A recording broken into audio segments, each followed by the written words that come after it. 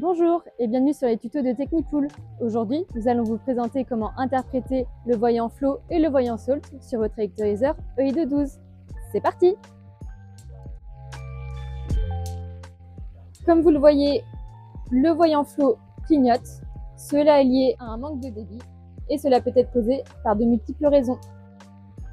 Dans ce cas, il faudra d'abord vérifier que la pompe de filtration est bien en fonctionnement et qu'il n'y a pas de prise d'air. Je vérifie ensuite que mes vannes soient bien ouvertes. Pensez également à vérifier que les cosses de votre cellule soient bien branchées. Pour cela, je retire le capot de protection et je vérifie que mes 3 cosses soient bien branchées.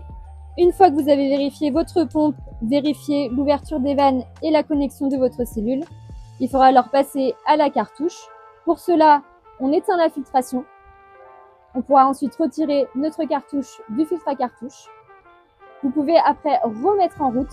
Si le voyant flow ne clignote plus, ça veut dire que la cartouche est colmatée. Il faudra donc penser à la nettoyer. Vous pouvez vous référer au tuto comment nettoyer sa cartouche. Une fois la cartouche nettoyée, je peux remettre ma cartouche dans le filtre à cartouche. Puis, je remets ma filtration en route.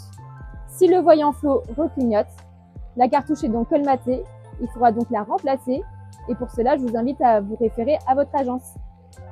Si après toutes ces manipulations, le voyant flow continue de clignoter, il faudra donc nous contacter.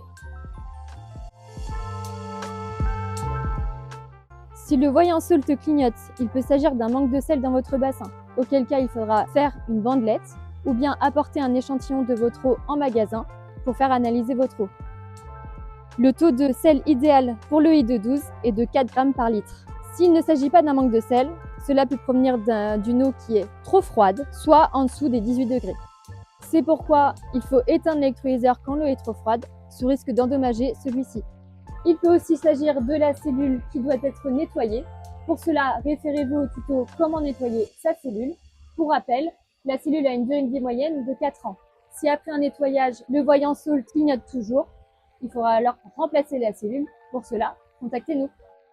Si après l'ensemble de ces vérifications, le voyant salt continue de clignoter, contactez-nous.